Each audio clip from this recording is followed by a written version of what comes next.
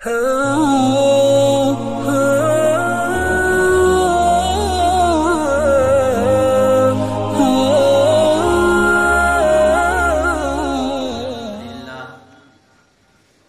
لله الذي هدانا لهذا وما كنا لنهتدي لولا أن هدانا الله ونشهد أن لا إله إلا الله وحده لا شريك له ونشهد أن سيدنا وسندنا وحبيبنا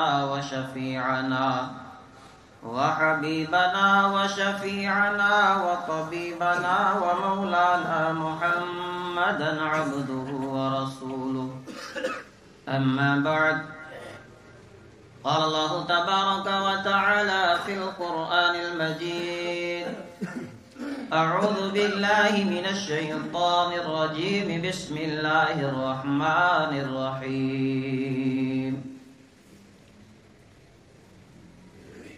وما أرسلنا من رسول إلا ليطاع بإذن الله صدق الله العظيم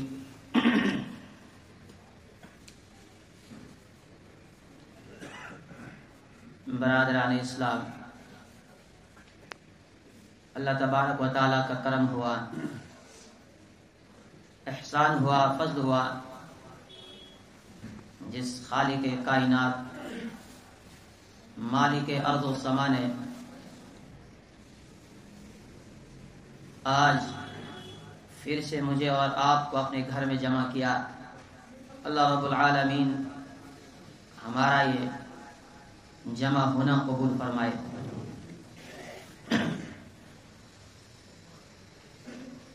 گزشتہ جمعہ میں نے آپ کے سامنے قرآن پاک کی آیات کی روشنی میں یہ عرض کیا تھا کہ ہر دور میں تین قسم کے مسلمان رہے ہیں۔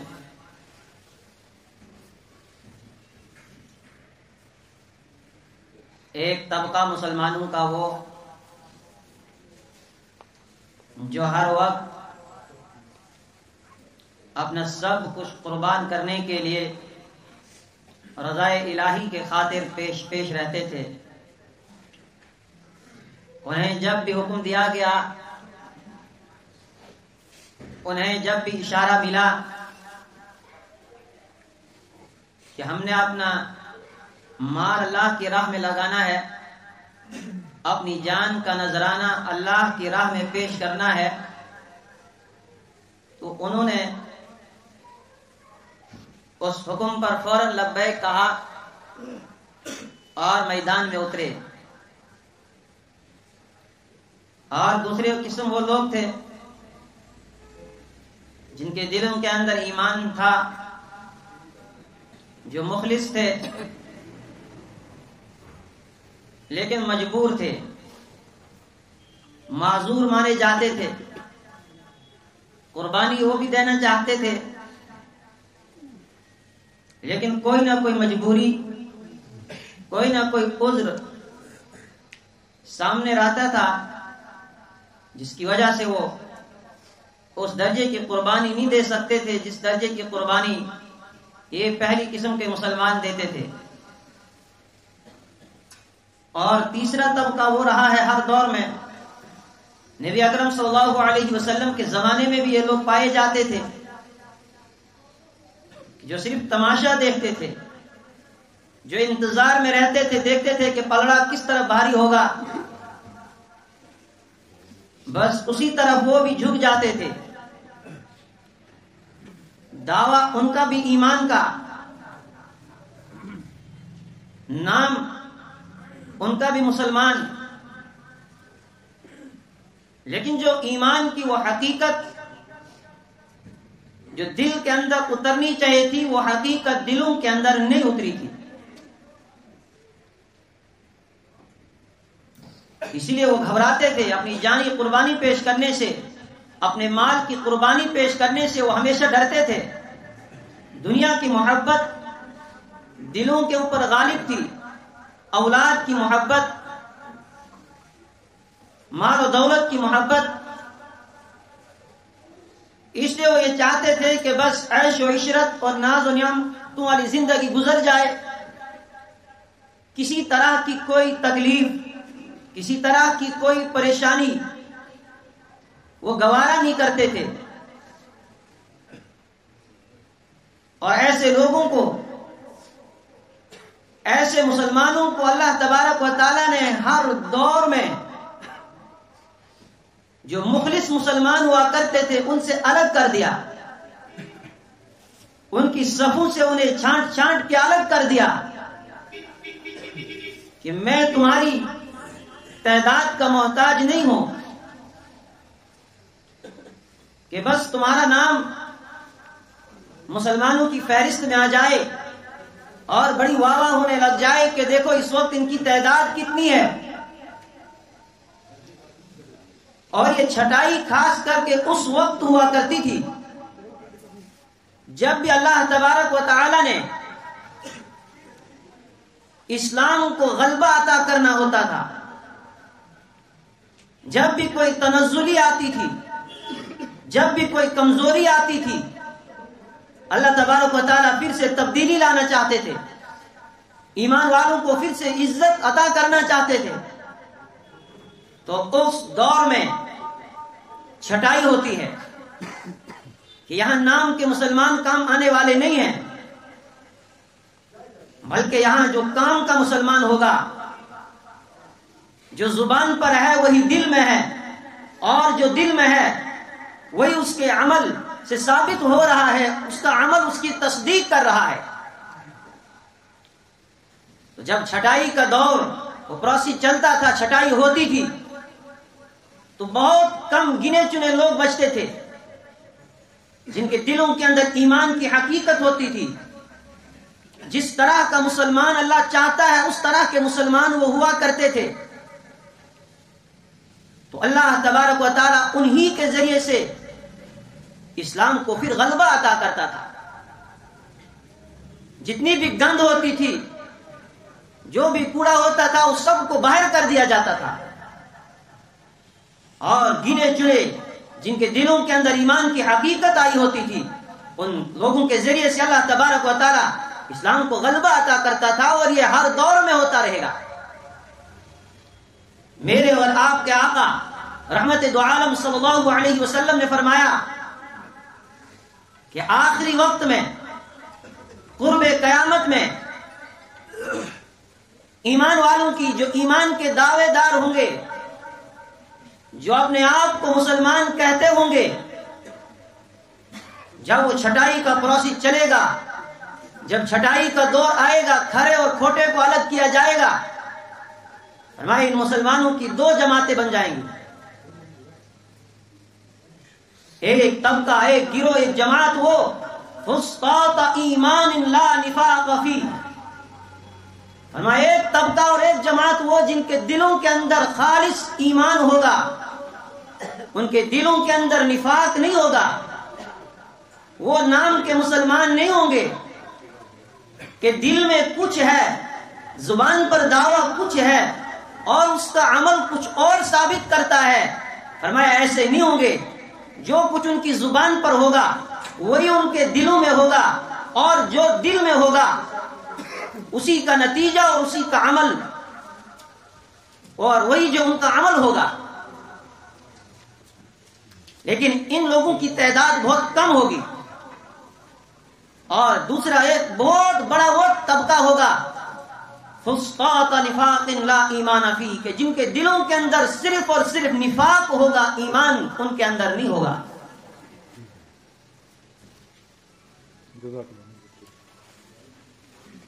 میرے اور آپ کے آقا رحمت دو عالم صلی اللہ علیہ وسلم نے یہ نشاندہی کی.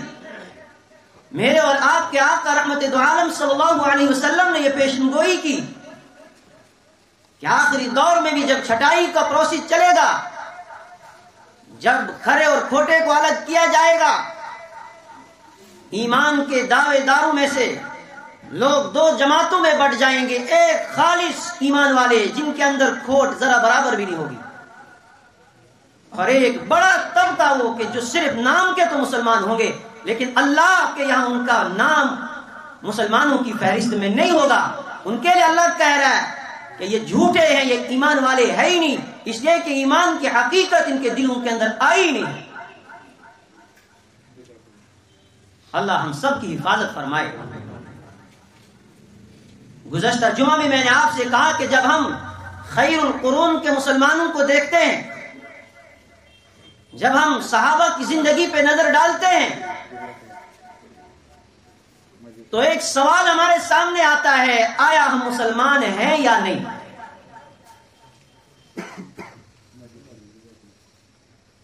اس لیے کہ میرا عمل اسلام کے مطابق ہے ہی نہیں، کتابوں میں اسلام کچھ اور ہے اور مسلمان کا جو طرز زندگی ہے وہ کچھ اور بتا رہا ہے۔ اسلام کا اور مسلمان کا، آج کے مسلمان کا آپس میں کوئی جوڑ ہے نہیں۔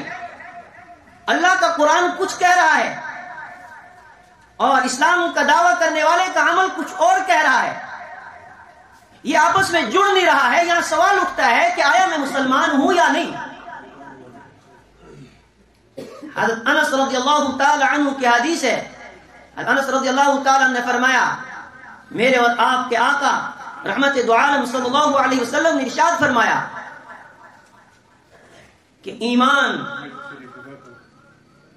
صرف آرزوں اور امیدوں کا نام نہیں ہے، ایمان صرف ایمان والوں جیسا حلیہ پہننے کا نام ایمان نہیں ہے، وَلَكِنْ وَقَّرَهُ مَا فِي الْقَلْبِ وَصَدَّقَهُ الْعَمَلِ۔ ایمان تو اس چیز کو کہتے ہیں جس کا آپ دعویٰ زبان سے کر رہے ہیں وہ آپ کے دل کے اندر ہو، اور جو آپ کے دل کے اندر ہو وہی آپ کا عمل ہو۔ تو اگر اسلام کچھ کہتا ہے، قرآن کچھ کہتا ہے، میرا عمل کچھ اور ہے، تو میں ایمان کا دعویٰ کیسے کر سکتا ہوں؟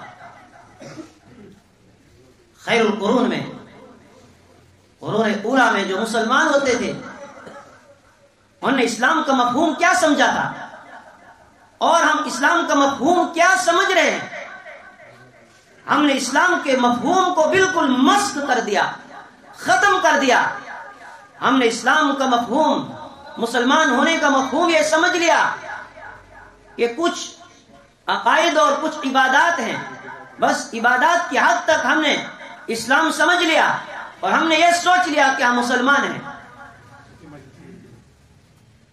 آئی مرضی نماز پڑھی، آئی مرضی نہیں پڑھی، کبھی پڑھی بھی تو دل لگائی نہیں، دماغ کہیں ہے، دھیان کہیں ہے، سجدہ کہیں ہو رہا ہے۔ یہ ہمارا تصور ہے، یہ ہم نے اسلام کا مفہوم سمجھا ہے۔ اور خیر القرون کے جو مسلمان تھے جنہوں نے نبی اکرم صلی اللہ علیہ وسلم سے اسلام کو سیکھا، ان کے یہاں اسلام کا کیا تصور تھا؟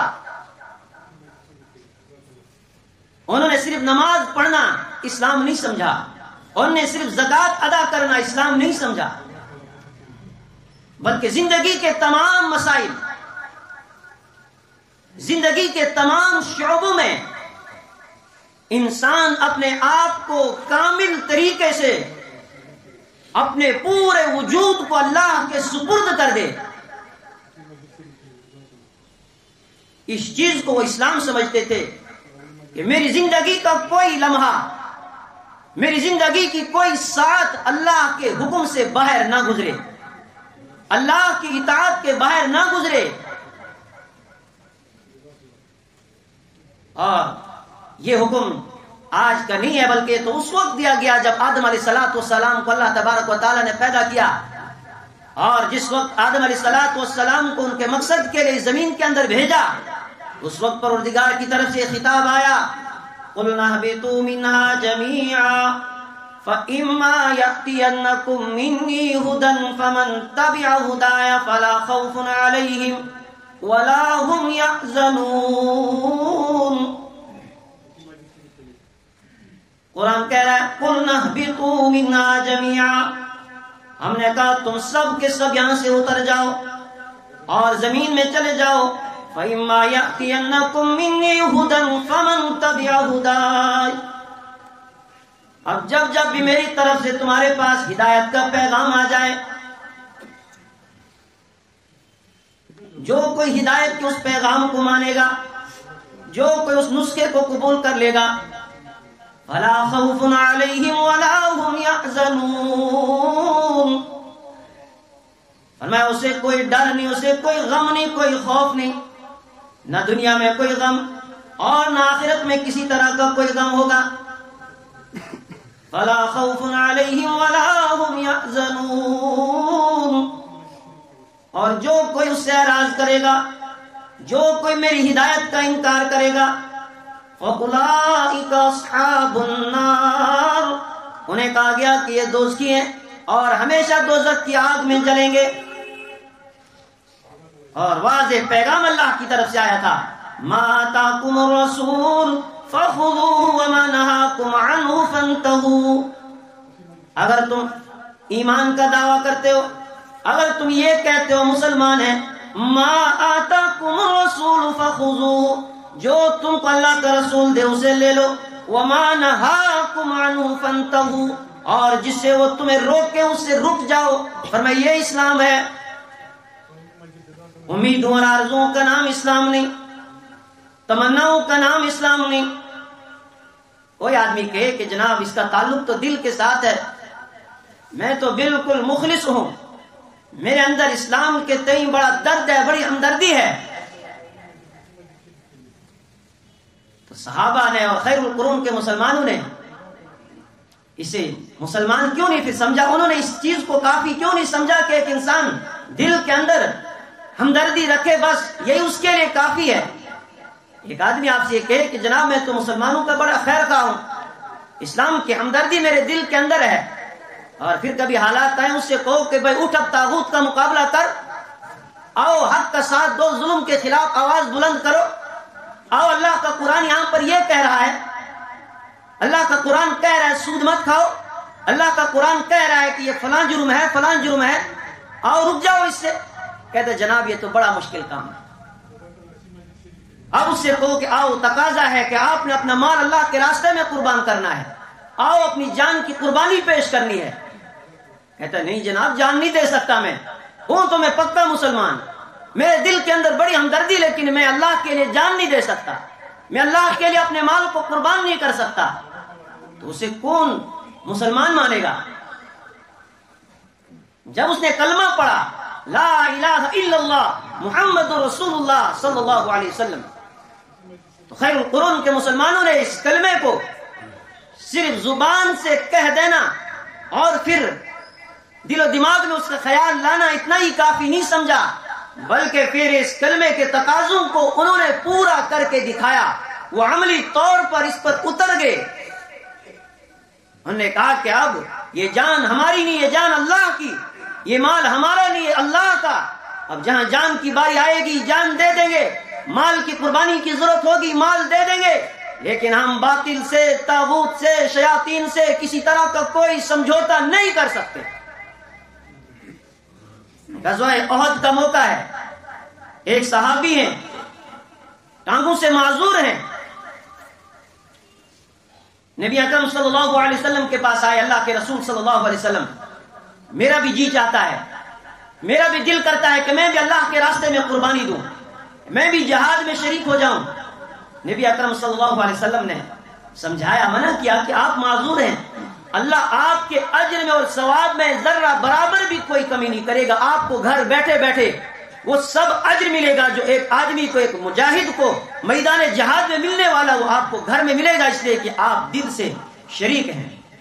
انہیں کہ اللہ کے رسول صلی اللہ علیہ وسلم نہیں، میرا جی چاہتا ہے میں بھی آ جاؤں.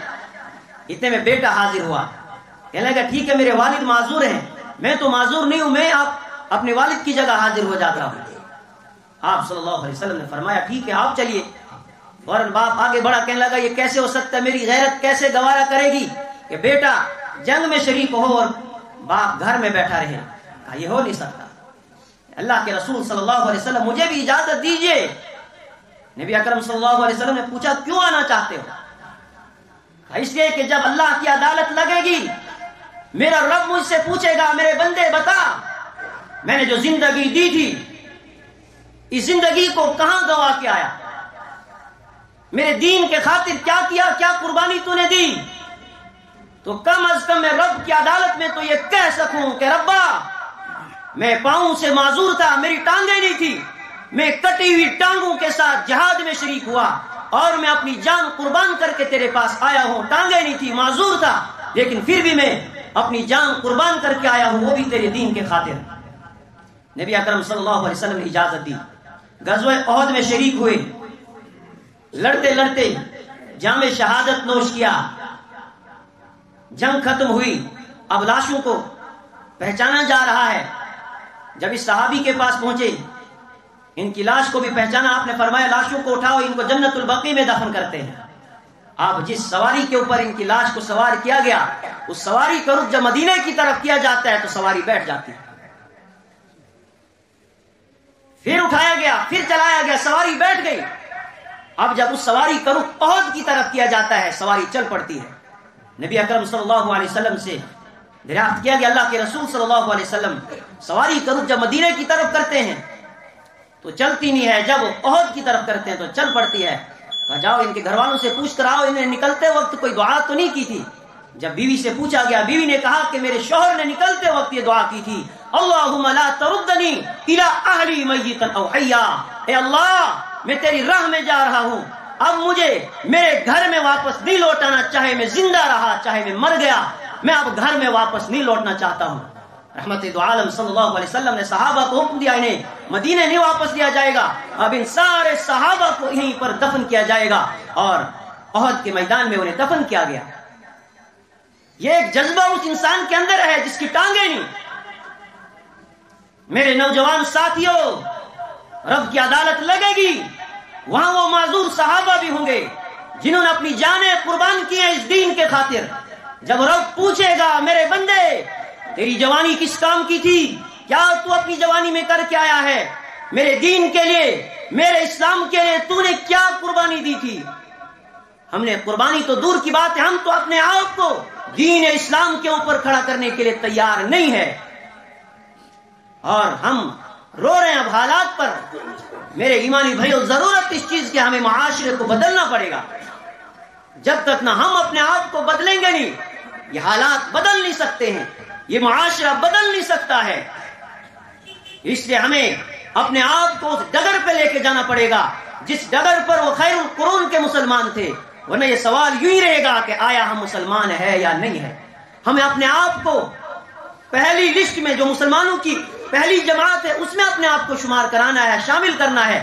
اگر ہم نے اس میں اپنے آپ کو شامل نہیں کرایا تو آپ کیا سوچتے اللہ میرا اور آپ کا محتاج ہے؟ نہیں، اللہ ہمیں لسٹ سے باہر کر دے گا کہ جاؤ مجھے تمہاری ضرورت نہیں ہے، اور میرا یہ وعدہ ہے کہ میرا دین غالب آ کے رہے گا، اور اس دین نے غالب آ کے رہنا ہے، لیکن میرا اور آپ کا شمار کن لوگوں میں ہوگا اللہ حفاظت فرمائے۔ وآخر دعوانا الحمدللہ رب العالمین۔